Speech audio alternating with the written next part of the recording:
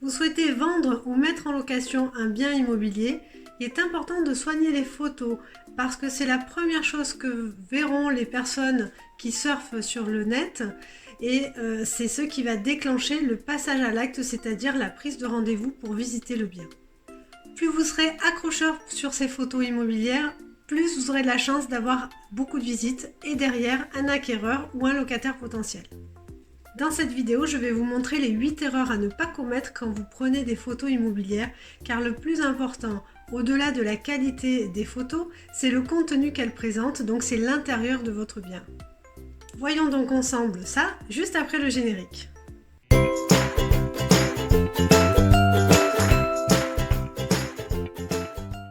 Je suis Elodie Pétard, décoratrice d'intérieur et experte en homestaging et je suis partenaire du réseau Homestaging Déco France. Je vous parle aujourd'hui de photos immobilières parce que c'est le premier acte en termes de marketing immobilier pour attirer des visiteurs à venir voir vos biens immobiliers.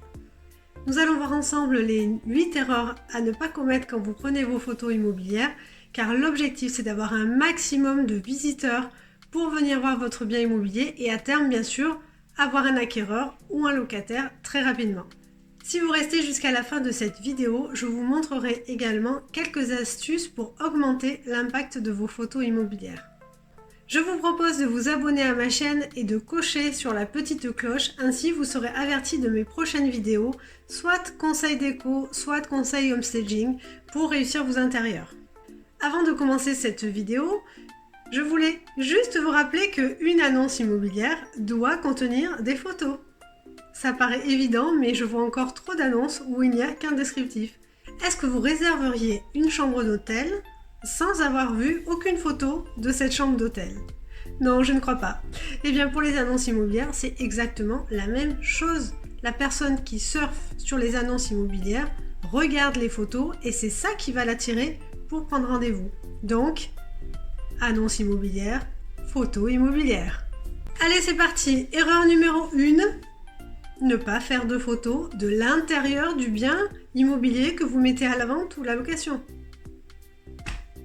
Mais enfin, quand vous choisissez une boîte de biscuits, heureusement qu'il y a le dessin du biscuit qui est à l'intérieur. Sinon, comment vous sauriez qu'il y a du chocolat, qu'il est croustillant, qu'il y a des pépites de chocolat, il y a des noisettes? Vous ne le sauriez pas. Donc c'est la même chose, il faut absolument que quand vous faites des photos d'un bien immobilier, oui il peut y avoir l'extérieur, mais oui certainement il faut qu'il y ait des photos de l'intérieur, pièce par pièce. En plus s'il n'y a pas de photos intérieures de votre bien, l'imagination va fonctionner à fond chez les personnes qui regardent votre annonce. Ce bien, s'il n'est pas montré de l'intérieur, c'est qu'il n'est pas en bon état. Ou alors il s'est passé quelque chose à l'intérieur de pas très correct. Enfin bref, on peut avoir toutes sortes d'idées, mais en tout cas ça va rebuter le visiteur potentiel qui au bout du compte ne vous contactera pas. Donc réalisez autant de photos qu'il n'y a de pièces. Une photo par pièce minimum, plus l'extérieur, mais c'est une option supplémentaire et pas un choix premier. Erreur numéro 2, prendre des photos d'un bien immobilier avec les volets fermés. Déjà, ça donne l'impression que le bien n'est pas habité depuis longtemps, alors qu'on va peut-être trouver des moisissures, des dégâts des eaux.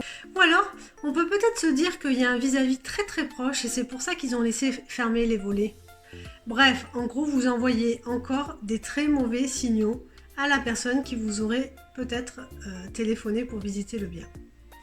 En plus, ça réduit la luminosité des pièces que de faire des photos avec les volets fermés. Alors que la luminosité est un point très important dans la perception du bien et de sa qualité. Donc, ouvrez les volets, ouvrez les stores. S'il y a des rideaux et pas de vis-à-vis, ouvrez les rideaux. Il faut vraiment faire rentrer la lumière et laisser aussi cette impression de perspective. On doit percevoir l'extérieur depuis l'intérieur pour donner une impression d'espace à votre bien immobilier. Erreur numéro 3. Faire des photos dans des intérieurs avec très peu de meubles. Un de nos conseils en homestaging est de dépersonnaliser et désencombrer l'intérieur des logements. Ok, mais attention à ne pas provoquer l'effet inverse. Il faut trouver un doux équilibre entre des intérieurs trop chargés et des intérieurs trop vides. Donc, laissez les principaux meubles, laissez quelques touches décoration.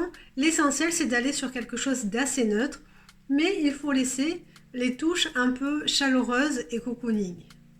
Il faut vraiment qu'on ait envie de rester à l'intérieur de ce bien. Donc recherchez dans chaque pièce à revenir à quelque chose d'assez cocooning, avec une déco et des tons assez neutres, mais quand même assez d'éléments pour garder ce côté chaleureux. Je pense surtout à tous les accessoires, un peu de linge de maison, les coussins, les plaids, ça peut être aussi des tapis, qui donneront vraiment ce côté accueillant où les personnes ont envie de s'installer dans vos intérieurs. Erreur numéro 4, c'est un peu en lien avec l'erreur numéro 3, c'est de faire des photos d'un bien complètement vide. Un bien complètement vide ne permet pas au visiteur de se projeter à l'intérieur. Il ne sait pas s'il pourra mettre ses meubles à lui parce qu'il a du mal à estimer les surfaces des pièces. Les pièces vides ne suscitent aucune émotion et ne donnent pas l'envie de visiter ce bien. Si vous rajoutez simplement une table et 4 chaises dans une salle à manger, ça ne va pas non plus susciter une grande émotion. Il faut vraiment arriver à recréer une ambiance assez cocooning, assez proche finalement des magazines de décoration qui nous font envie. Le recours à un expert en homestaging permet d'agencer, de meubler et de décorer un bien vide pour justement permettre de créer cette émotion et son envie en fait de prendre rendez-vous pour venir voir le bien. Cette technique de mise en scène et de prêt de mobilier et de décoration se développe en France et permet de vendre plus vite et au meilleur prix. La 5e erreur, qui est l'opposé des 2 précédentes, c'est de faire des photos dans des intérieurs surchargés, désordonnés. Les pièces encombrées, vous le comprendrez, ne permettent pas en fait de visualiser le volume des pièces. Une pièce qui déborde d'affaires semble vraiment très petite et ridicule. Du coup, la personne qui voit ces photos pense que les pièces sont petites ou ne dispose pas de suffisamment de rangement pour que l'espace reste assez épuré et pratique à utiliser au quotidien. La salle de bain est aussi concernée. Veillez en fait à ce que tous les produits cosmétiques et les produits d'entretien soient rangés. Il faut libérer les surfaces pour donner aussi cette impression de plénitude, d'espace, de légèreté dans la salle de bain. Et c'est la même chose pour les cuisines. Dégagez au maximum les plans de travail, ce qui vous donnera vraiment un espace assez lisse, assez ouvert, qui donnera et qui montrera toutes les potentialités d'activité culinaire dans cette cuisine. Donc un grand tri est souvent nécessaire pièce par pièce pour révéler les volumes et les espaces de chacune d'entre elles. Erreur numéro 6, faire des photos dans des pièces fourre-tout. Chaque pièce doit avoir une fonction précise, chaque mètre carré doit être valorisé.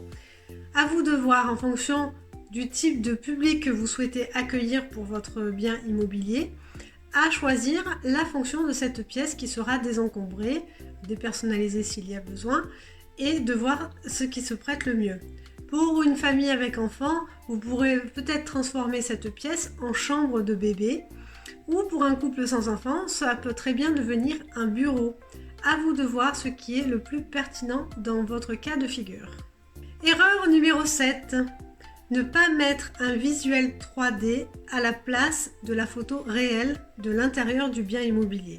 Là, c'est surtout pour des biens immobiliers à la vente. Pourquoi je dis ça? Effectivement, un visuel 3D, ça va attirer et c'est pour ça que vous le retrouverez des fois sur des annonces immobilières. Ça va vous attirer effectivement plus de visiteurs, mais derrière, il n'y aura ni le coup de cœur attendu, ni l'offre d'achat. Donc vous perdez du temps et de l'argent. Il vaut mieux un intérieur qui a été agencé, bien meublé, décoré pour attirer les visiteurs, que de mettre une photo d'un 3D magnifique et que quand le visiteur arrive dans le bien, il a un choc. De plus, ça peut l'amener à négocier beaucoup le bien parce qu'il va vous dire qu'entre le visuel 3D et la réalité, il va avoir besoin d'investir beaucoup d'argent pour réaliser les travaux nécessaires. Donc je vous conseille plutôt d'agencer, de meubler, de décorer chaque pièce pour attirer les visiteurs et quand ils viennent visiter, ils voient la même chose et ils peuvent après ressentir une émotion et peut-être vous faire une offre d'achat. L'erreur numéro 8, c'est de faire des photos avec son téléphone portable. C'est pratique, on l'a sous la main, hop hop hop, en 2 minutes, on fait toutes les pièces, les photos sont disponibles, on les met en ligne, l'annonce est prête. Ok, c'est très rapide, mais malheureusement, vous aurez des difficultés à avoir les bons éclairages, à avoir les bons angles aussi de vue dans chacune de vos pièces. Donc je vous conseille fortement de faire des vraies photos immobilières avec un appareil de qualité. Et si vous n'en avez pas, de vous en faire prêter un, ou alors qu'un ami vienne faire des photos, ou encore de faire appel à un professionnel spécialisé en photo immobilière. Et bien sûr, faites les photos professionnelles uniquement quand votre bien a été mis en scène avec tous les conseils précédents que je vous ai déjà donnés. Chose promise, chose due, voici les quelques astuces que je vous donne pour renforcer l'impact de vos photos immobilières. N'oubliez pas de faire entrer un maximum de luminosité dans vos pièces et d'allumer tous vos éclairages artificiels avant de prendre les photos immobilières. Placez-vous dans les angles de chaque pièce et n'oubliez pas de faire les photos en format horizontal. Munissez-vous d'un trépied pour justement faire les cadrages très précis et de qualité de chacune de vos pièces. Et enfin, si vous faites des photos avec un grand angle, attention aux déformations sur les bords de vos photos. Il faut que les murs et les meubles restent droits. J'en ai fini des erreurs à ne pas commettre quand vous prenez vos photos immobilières. J'espère que cette vidéo vous a plu, vous a donné des conseils précieux pour prendre vos photos immobilières. Si cette vidéo vous a plu, n'hésitez pas à liker avec le pouce en l'air. Et nous nous retrouverons bientôt pour de nouvelles vidéos Réussir son intérieur. À très vite!